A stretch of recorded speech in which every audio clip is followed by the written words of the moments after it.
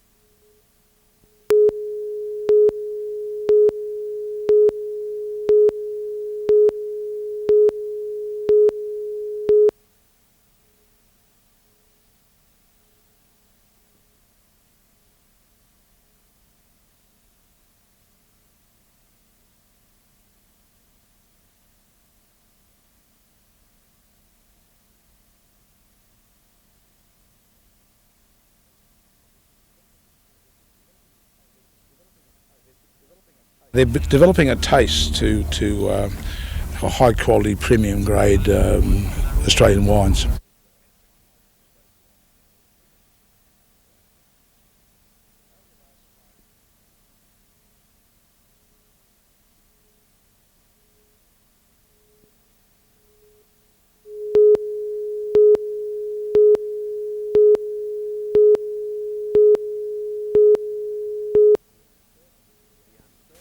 The uncertainty surrounding the Newcastle Breakers sadly looks set to last a little longer. Soccer Australia yesterday promised a final decision on the club's playing future sometime today, and despite a marathon afternoon meeting on the subject, none's been forthcoming. Lee Sterry, meanwhile, isn't so indecisive, today revealing the Breakers side that'll take on Marconi in the first round of the inaugural Challenge Cup tomorrow night. New signings Peter Sekenis, Anthony Surgeon and Asala Marcy have been named in the starting 11, with Catlin, Witcherak, Ferguson, Junknowitz, Tripchevsky and McBreen sitting on an extended 6-man bench. A $20,000 prize pool is up for grabs in the week-long tournament. Kick-off is at 8 p.m. at Breakers Stadium for the home side, with Sydney Olympic playing the Northern Spirit at 6. Colin Baldwin, NBN News.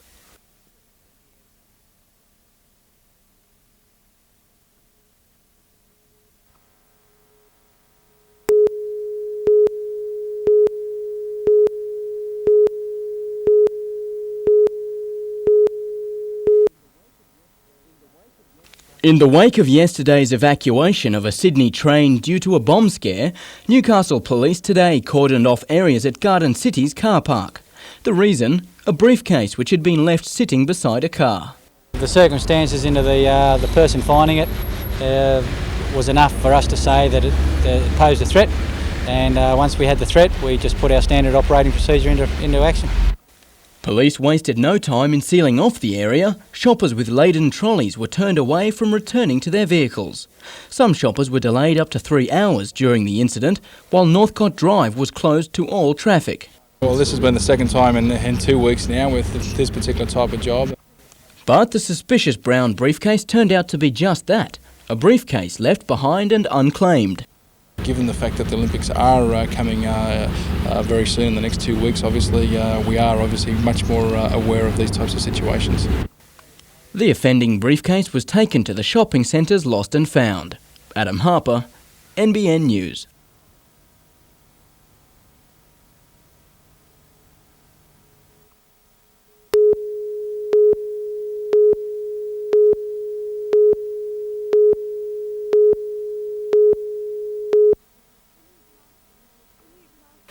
The new classrooms look well lived in already. They've been in use since the beginning of the year, but it took the Minister for Education to make it official today. 4 new classrooms, all the latest facilities, and I'm sure that the children at Soldiers Point Public School are going to really welcome that. 120 students in years 2 to 5 are using the new classes, which were constructed to accommodate growing student numbers. The population of the whole Tomaree Peninsula is growing, and our numbers have jumped from 230 to 250 this year. All eyes are on the Minister at a special assembly, and he seemed to need some help with the official part of the ceremony.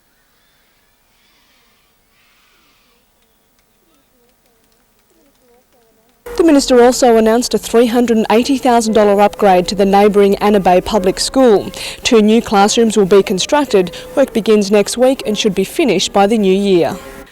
The Minister may have been the special guest, but the students had the last word. And as we grow and travel on, our guiding light shall be the school we knew at Soldiers Point and all its memories.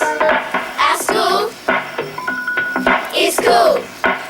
Catherine Turner, NBN News.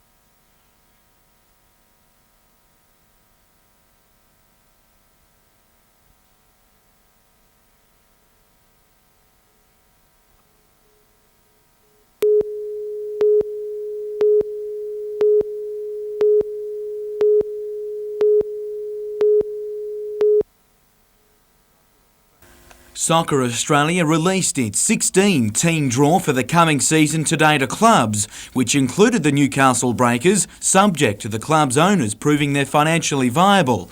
It was enough to spark speculation that Newcastle had been given Soccer Australia's blessing to play this season. However, that decision, which has already been delayed several times, was again put back to Monday as lawyers continue to sift through documentation. That's not the only issue that remains unclear, as up to 12 players are effectively off contract, still owed superannuation. Their superannuation will be paid. Any accrued interest that they, because of it's not being in that account, will be also met. But many players can walk away now if they choose. If they love this club and they love the Breakers and they love Newcastle, then they'll come out here and play.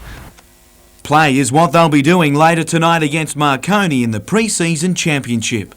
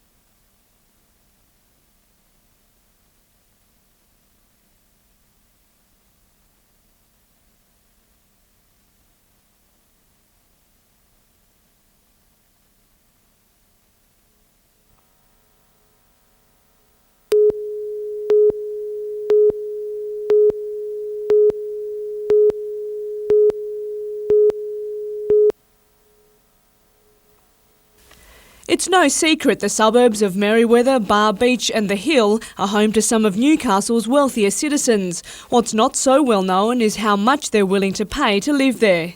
We've had 8 sales of $1 million or over in the Newcastle city for some apartments and Merewether and Bar Beach house market. 2 penthouses in the Aventine project on the Hill have just sold for more than $1.4 million each, luxury real estate which is in short supply. The Newcastle economy's been going extremely well. There's a lot of new jobs and projects coming into the city, and that confidence is being supported in the prestige end of the market. But recent statistics reveal a 51.6% drop in building approvals nationwide since December, largely due to rising interest rates. But when the Master Builders Association surveyed Hunter businesses, it found better news. 10% of builders predicted an increase in business for the June to December period. 80% forecast at least a status quo situation. I think people here in the Hunter might have played a little bit smarter and realised they can get a very good value after GST, even including the GST figures. Mr Fuller believes the building industry will experience a downturn in the Hunter, but insists there's no reason to panic. Catherine Turner, NBN News.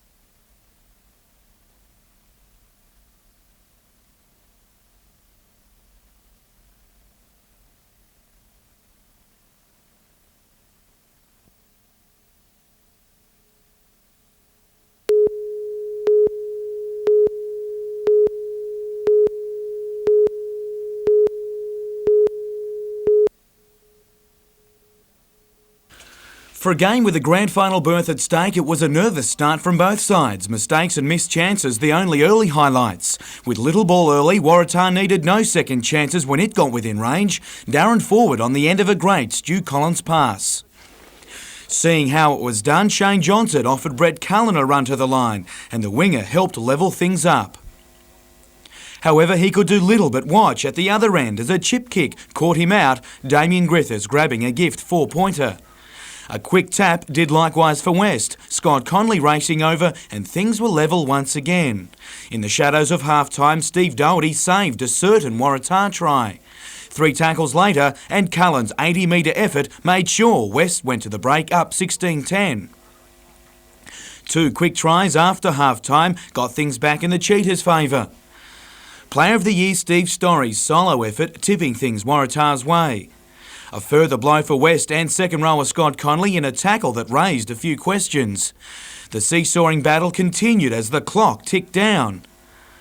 The Cheetahs clawed its way back into a 2-point lead. Again, Stu Collins was heavily involved as Waratah snuck home by 2 and booking a berth with Lakes in the grand final next weekend.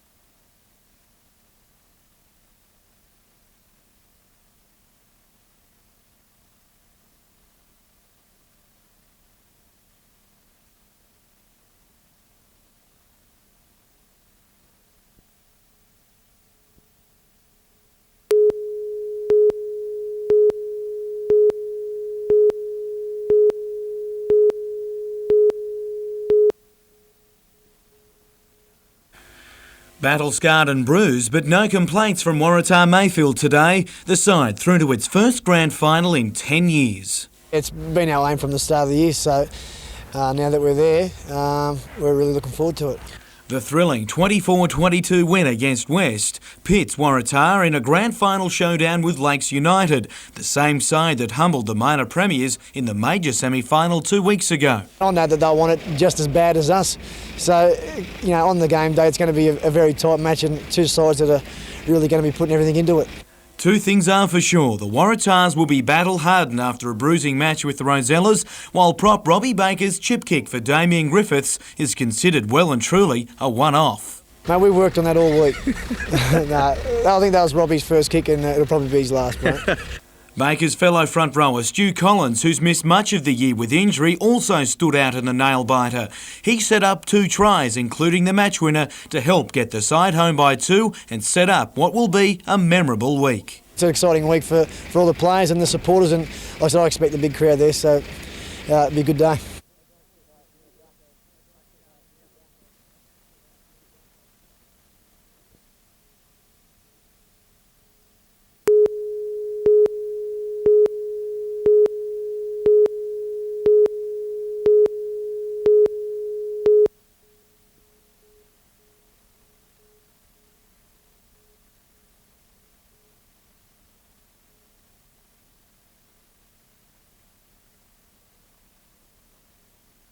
For something in the order of 300 full-time and part-time jobs.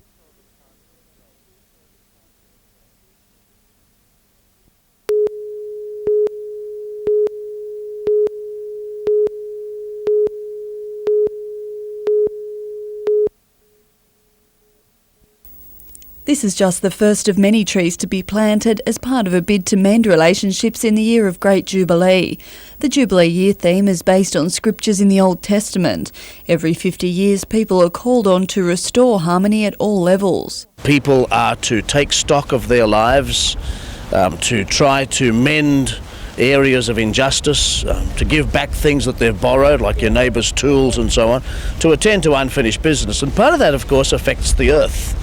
Work at this Throsby Creek site will be followed by plantings on the other side of the waterway, then at other areas on the 21st of next month. The Catholic Diocese of Maitland and Newcastle and the Hunter Region Landcare Network are working together on the project. Meanwhile, the 13th Annual Music Festival is about to get underway at Christchurch Cathedral. As well as the traditional events, one of this year's highlights will be recitals by English church musician Dr. Arthur Wills. And today's performance is just a hint of what's to come from Thursday through to Sunday.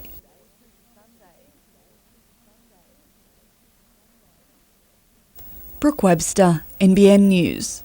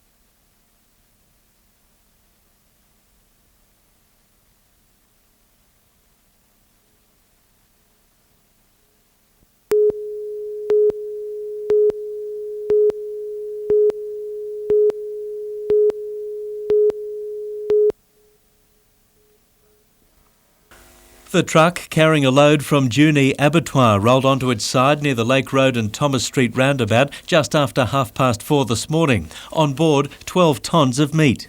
Truckload of chilled meat, lamb and mutton mainly, and some offals, just laying on its side there. The driver escaped serious injury, but the meat couldn't be moved for almost 3 hours because of fears that a broken light pole may have exposed the truck to live electricity. When the all clear was given, a second truck was brought in to unload the meat. The local health inspector began to check the temperature of the carcasses, concerned with their freshness. There was quite an amount of meat that was condemned because it was contaminated with fiberglass from the underside of the truck. But in the main, most of the load was sound and able to be used. Paul Lobb, NBN News.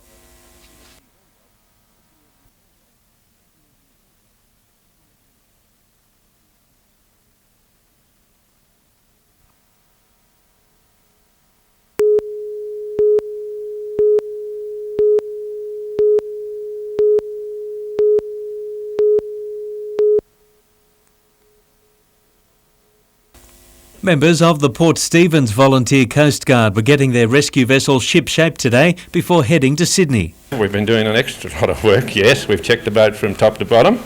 The men have been working really hard and we pulled it out of the water at the last time today and it's leaving tomorrow to go down. They'll join other service organisations from the length of the coast, including 3 boats from Lake Macquarie, helping to control the 4 Olympic sailing courses spread out across the harbour.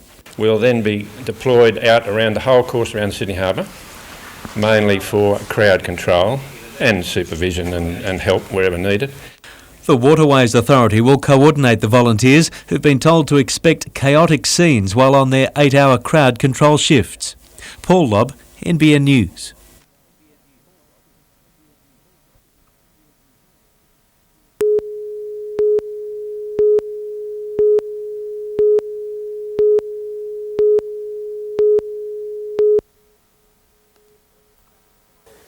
If you want to travel by rail between Maitland and Taree this week, get ready for the bus. Another problem for people thinking about getting down to Sydney in good time for the Olympics. It's not good. It's going to put us about 2 hours, 3 hours behind. More than 1,000 passengers travelling on 6 services have already experienced the delay. Well, it's about time they got it right. Blocking the lines are 6 National Rail wagons derailed between Dungog and Patterson around 6:30 this morning. They were dragged along, damaging the tracks for 3 kilometres until they became stuck in the Walla Robber Tunnel near Hilldale. There is serious damage to the lines for 500 metres inside the tunnel. Workers are not expected to clear the wreckage and restore services until Friday. The bill could go as high as $500,000. National Rail says neither fatigue nor alcohol was a factor in the accident. City Rail passengers will be bussed between Dungog and Maitland. David McElwain, NBN News.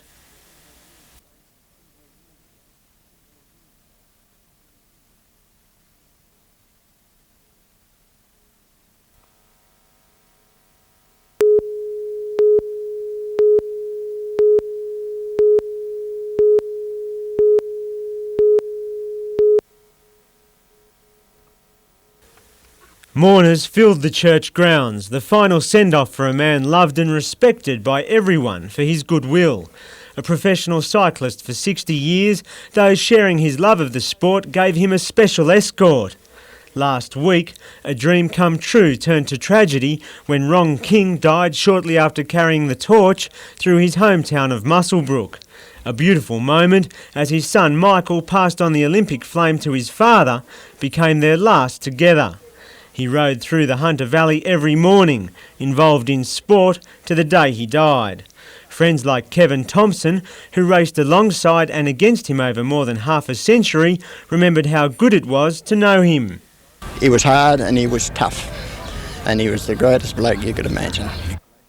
And as a mark of respect that touched everyone who bought a bike from Mr. King over the 47 years he ran his shop, a special guard of honour from Muswellbrook High. Many children just come to the shop here, or have been coming to the shop over the time. Ron will fix their bike and he'll say, never mind, that's right, I'll fix it up with your dad when I see him next.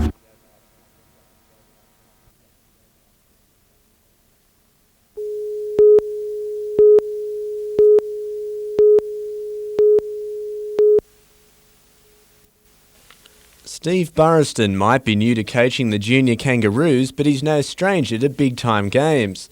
The man behind 2 Knights Jersey Flegg Grand Finals and this year's successful New South Wales Under-19 side is now looking to send the junior Kiwis packing at North Power Stadium next month. I've had a look at their side and they do have some talented players there. It won't be any easy job for us, but having said that, the side that we've put together looks very strong on paper as well.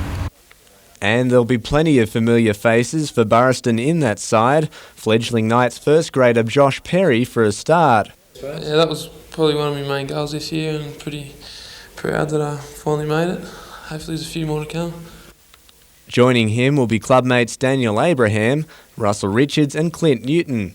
Representing Australia on the world stage must be in his blood. He's the son of golfing great Jack Newton. Dad did it extremely well playing golf, and hopefully I can follow in his footsteps in another sport, which is rugby league. So maybe there's something there, I don't know.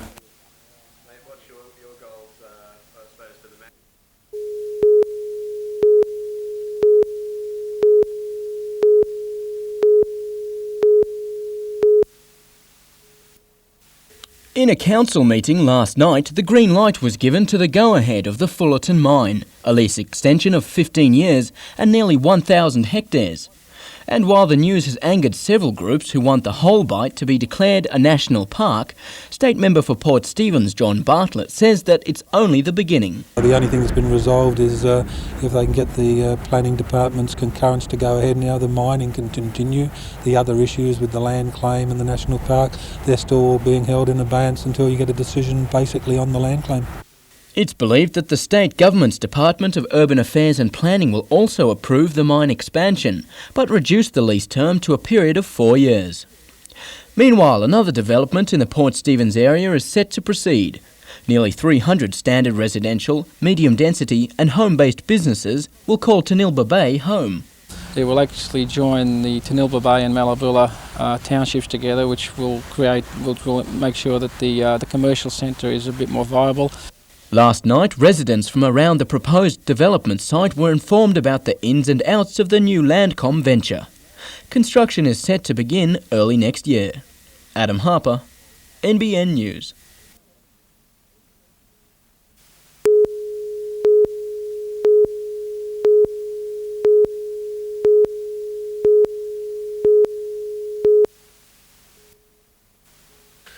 We've all heard of forecasting the weather. Now Newcastle University students are helping forecast where public housing will be in the future. A research team has just started developing an electronic management system to predict socio-economic and population trends in the Hunter and on the Central Coast.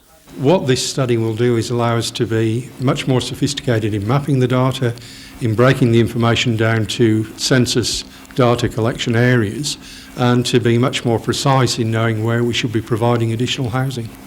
It's estimated there'll be an increased demand for public housing, with 200,000 more people living in the Hunter and Central Coast over the next 20 years. Well, we know that people live in different places for different reasons. Old people, young people, retiring people, people with families, people without. And it's important to get the housing mix right. The research will effectively tell the Department of Housing where to buy and sell land for public housing. And this methodology will allow us to do that in a much more efficient, effective and speedy manner. Blake Doyle, NBN News.